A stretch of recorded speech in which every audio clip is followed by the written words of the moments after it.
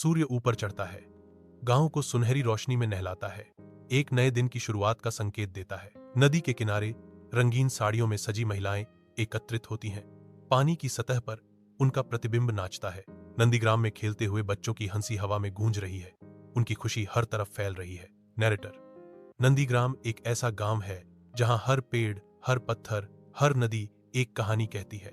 14 वर्षीय अविराल अपने दादा गुरुदेव के साथ यहां रहता है। उनका जीवन गांव की प्राचीन कहानियों से जुड़ा हुआ है।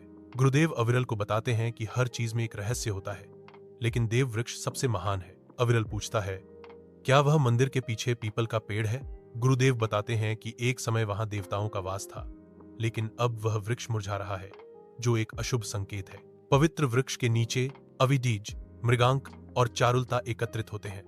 पत्तों से छनकर धूप आ रही है। मृगांक चिंता के साथ देखते हैं, इसकी जड़ें काली पड़ गई हैं। चारुलता की आवाज कांपती है जब वह याद करती है, मेरी मां ने कहा था कि जब यह पेड़ मुरझा जाएगा तो गांव पर विपत्ति आएगी।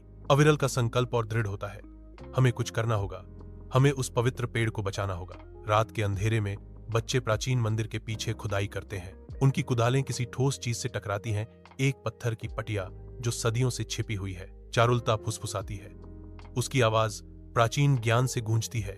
केवल वही लोग पेड़ को बचा सकते हैं जिनके खून में सच्चाई है। नागों की शब्द अभी भी जाग रही है। मृगांक ने हैरान होकर पूछा, नागाओं की शब्द क्या है?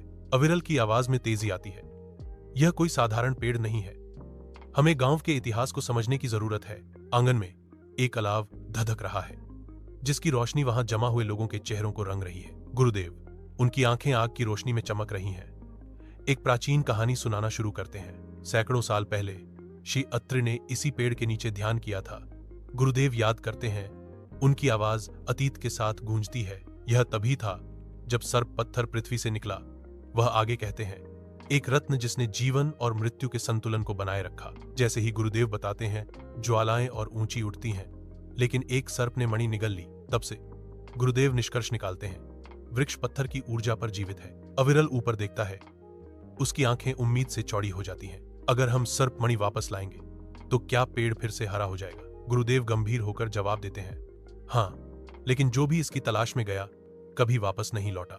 जंगल के भीतर अविराल, मृगांक और चारुलता एक छिपे हुए गुफा पर पहुंचते हैं। जंगल की शांति को एक अचानक फुफकार तोड़ देती है। अंधेरे से एक आवाज गूंजती है, तुम्हारे दिल शुद्ध है, लेकिन रत्न की एक कीमत है, बलिदान। क्या तुम तैयार हो?